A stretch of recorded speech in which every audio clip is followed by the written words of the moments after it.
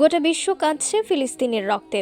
ইসরায়েলের নির্বিচারে হামলা ও গণহত্যার মুখে মানবিকতা হারিয়ে ফেলেছে আন্তর্জাতিক সম্প্রদায়। কিন্তু এই রক্তক্ষয়ী সংঘাতের পেছনে কি শুধুই রাজনৈতিক ও ভূকৌশলগত হিসাব নিকাশ, নাকি এর আছে এক গভীর ঐশ্বরিক ইতিহাস ও ভবিষ্যৎবাণী, যা হাজার বছর আগেই লেখা হয়েছিল পবিত্র কুরআনে? ইসলামী চিন্তাবিদদের মতে বর্তমান ফিলিস্তিন সংকট হল সেই প্রাচীন ভবিষ্যৎবাণীর বাস্তব রূপ।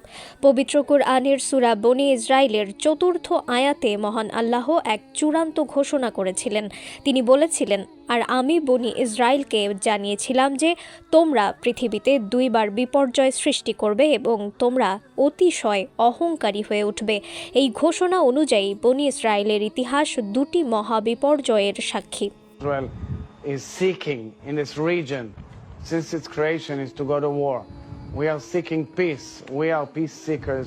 We went to peace with our neighbors. তাহাদেরকে যখন বলা হয় পৃথিবীতে অশান্তি সৃষ্টি করিও না, তাহারা বলে আমরাই তো শান্তি স্থাপনকারী।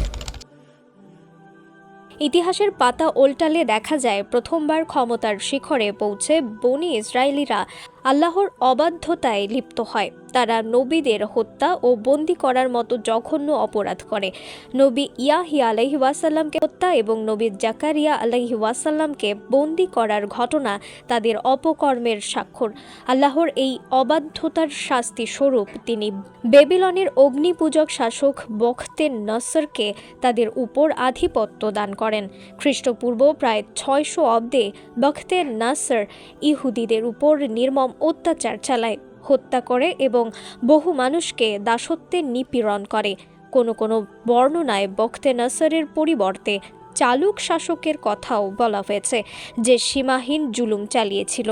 কিন্তু সেই বিপর্যয়ের পরও মহান আল্লাহ তাদের ওপর আবার দয়ার হাত বাড়ান। সূরা বনী ইসরায়েলের 6ষ্ঠ আয়াতে বলা হয়েছে, অতঃপর আমি তাদের বিরুদ্ধে তোমাদের জন্য যুদ্ধের পালা ঘুরিয়ে দিলাম।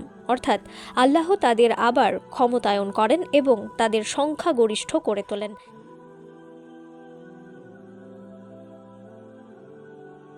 কিন্তু সেই সুযোগে তারা নিজেদের সংশোধন করেনি। তাদের সতর্ক করে বলা হয়, তোমরা সৎ কর্ম করলে তা নিজেদের জন্য করবে, আর মন্দ কর্ম করলে তাও নিজেদের জন্য করবে। এই সতর্ক বার্তার পরও তারা দ্বিতীয়বারের মতো ফাসাদ সৃষ্টি করে। ফলস্বরূপ আল্লাহর রোমান সম্রাট টিটাসকে তাদের উপর আধিপত্য দান করেন। টিটাস জেরুজালেমে আক্রমণ চালিয়ে লাশের গাদা স্তূপ করে, শত শত ইহুদিকে বন্দী করে, তাদের ধন সম্পদ লুট করে এবং ধর্মগ্রন্থগুলোকে পদতলে দলিত করে। সবচেয়ে মর্মাহত করা ঘটনা হলো সে বায়তুল মুকাদ্দাস ও সুলাইমানি হাইকাল ধ্বংস করে দেয় এবং তাদেরকে চিরদিনের জন্য সেই পবিত্র ভূমি থেকে বহিষ্কার করে। এই সর্বনাশ নেমে এসেছিল তাদের নিজেদের পাপের কারণে। এরপরও আল্লাহ তাদের প্রতি অনুগ্রহের দরজা খোলা রাখেন।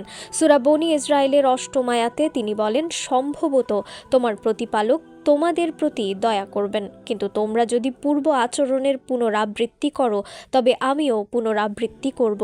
এটাই ছিল চূড়ান্ত সতর্কবার্তা।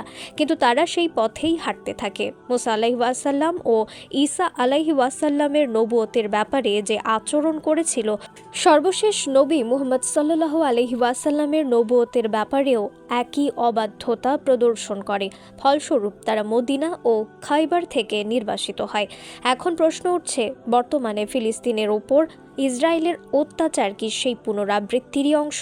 ইসলামী চিন্তাবিদদের মতে হ্যাঁ, তারা যে পথে হাঁটছে তা কুরআনের বর্ণনা অনুযায়ী তাদের জন্য ভয়ঙ্কর শাস্তি বয়ে আনবে। শুধু দুনিয়াতে লাঞ্ছনা নয়, আখিরাতে জাহান্নামের কঠিন শাস্তিও তাদের জন্য অপেক্ষা করছে। প্রাচীন ভবিষ্যৎবাণী কি তবে বাস্তবে রূপ নিতে চলেছে? সময়ই তার উত্তর দেবে।